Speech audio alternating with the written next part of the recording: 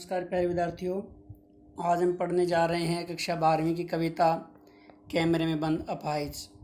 इस कविता के कवि रघुवीर सहाय जी हैं।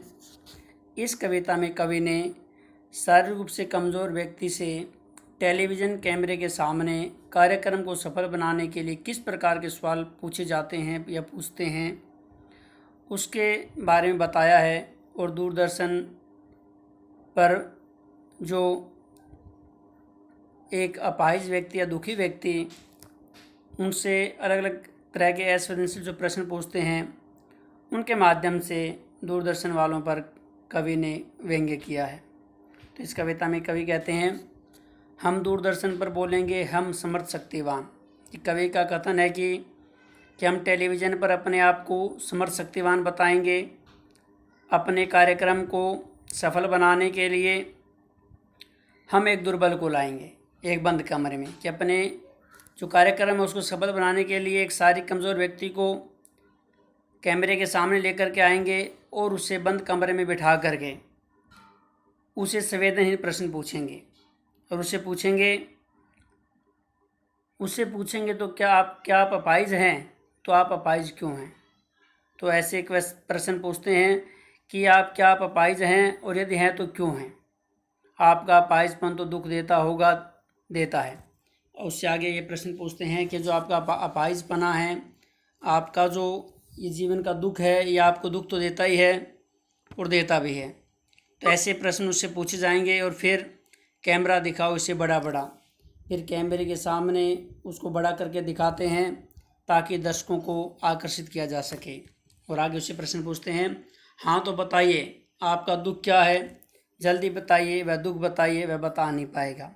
कि बार बार उससे हम इस तरह के प्रश्न पूछते हैं कि आपका दुख क्या है, और उस दुख को जल्दी से आप हमारे सामने बताएं, हमारे कार्यक्रम में बताएं। तो इससे क्या होता है, जो अपाहिज होता है, कमज़ोर व्यक्ति होता है, वह अपना दुख, अपनी संवेदना उनके सामने यानी सबके सामने नहीं रख पाता और वो चुप हो जाता है। और आगे पूछते हैं उससे, सोचिए बताइए आपको अपाहिज होकर कैसा लगता है।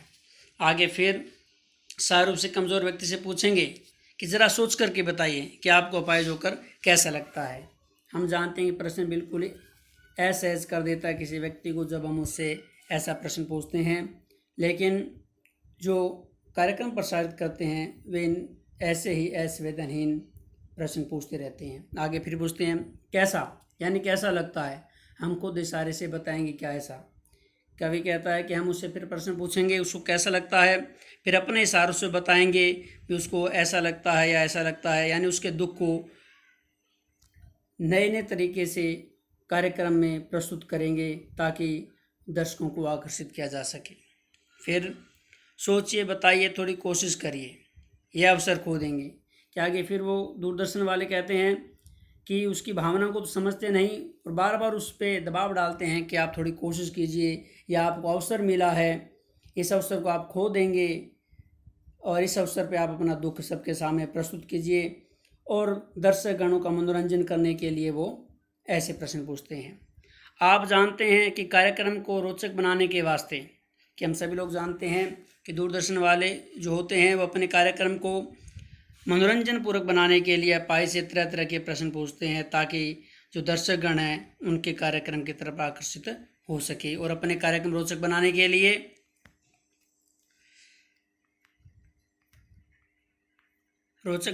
लिए हम पूछ कर उसको रुला देंगे। आगे कवि कहता है कि हम उस अपाहिज को बार बार ऐसे प्रश्न पूछ करके उस पर दबाव डाल करके अपने कार्यक्रम रोचक बनाने के लिए उसे रुला देंगे कि वो रोने लगेगा। ऐसे प्रश्न उससे पूछते रहेंगे। इंतज़ार करते हैं आप भी उसके रो पड़ने का करते हैं। आगे कवि कह रहा है जो दर्शकगण होते हैं वो भी अपाहिज के व्यक्ति के रोने की प्रतीक्षा करते हैं और इंतज़ार करते रहते हैं कब रोए।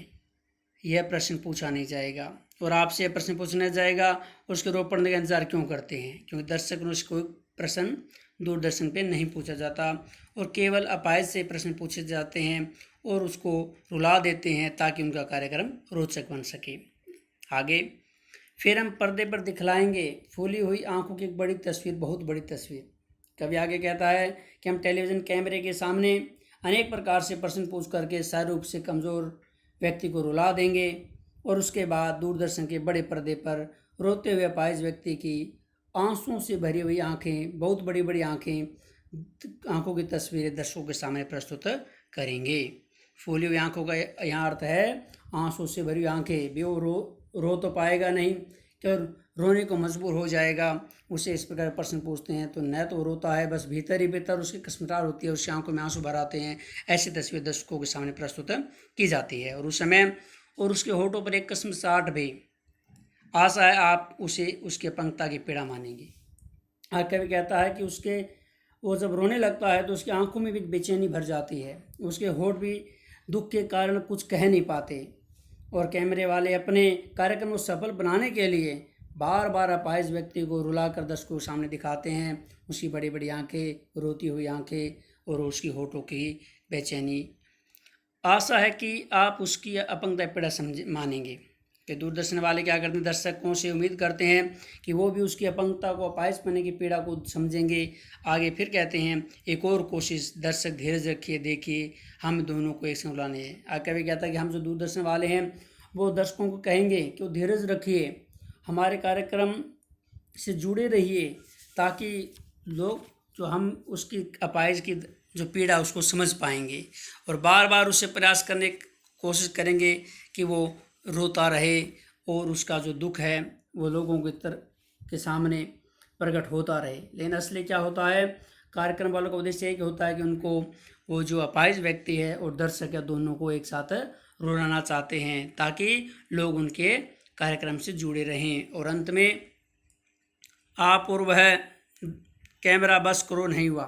अंत में जब वो रोने लगता है और दर्शक भी उसके साथ रोने लगते हैं, तब कहने का अभिप्राय है कि दूरदर्शन वाले बार बार किसी अपाहिज की पीड़ा दे दर्शकों को रुला देना चाहते हैं। और वह अपाहिज भी ऐसा चाहता है और दूसरा वो अपाहिज होता है दूरदर्शन पर, वो भी यही चाहता है कि उसका दुख लोगों के सामने आए। और अंत में पर्दे पर वक्त की कीमत है, अब हम मुस्कुराएंगे हम। और अंत में दूरदर्शन वाले पर्दे और वक्त की कीमत का बात कह करके कार्यक्रम को वहीं समाप्त कर देते हैं और अब हम मुस्कुराएंगे। और अब दूरदर्शन वाले मुस्कुराते हैं, दर्शक होते हैं वो मुस्कुराने लगते हैं, हंसने मुस्कुराने लगेंगे और अंत में यही कहेंगे आप देख रहे थे समाज उद्देश्य कार्यक्रम, बस थोड़ी सी कसर रह गई।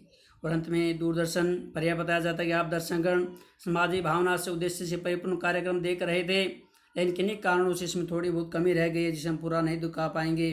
और फिर धन्यवाद बोलकर अपने कार्यक्रम को समाप्त कर देंगे। यानी कहने का भाव क्या है कि दूरदर्शन पर जो अपाहिज व्यक्ति आता है वो भी अपनी दीनताहीनता प्रकट करता है, ये भी गलत है। उसे भी दूरदर्शन पर आके अपने दुख दर्दों को जाहिर नहीं करना चाहिए। और जो दूरदर्शन वाले हैं वो भी अपने कार्यक्रम को लोगों के सामने ऐसे प्रस्तुत करते हैं कि उनके कार्यक्रम को ज़्यादा लोग देखें और उससे जुड़ें। यानी दोनों ही परिस्थितियाँ समाज के लिए गलत है, ये इस कविता का उद्देश्य है या भावना है। तो बिल्कुल आसान सी कविता थी, खड़ी बोली में कविता है। जैसा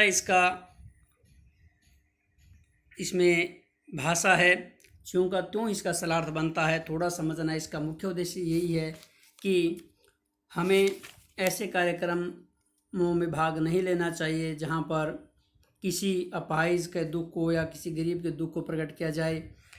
ये जो दूरदर्शन पर हैं वे तो अपने कार्यक्रम को बढ़ाने के लिए कुछ भी किसी भी तरीके का प्रयोग कर सकते हैं, लेकिन जो अपाहिज व्यक्ति होते हैं, दुखी व्यक्ति होते हैं, उनको भी सबके सामने अपना दुख कैसे प्रकट करना नहीं चाहिए। यही इस कविता का भाव है।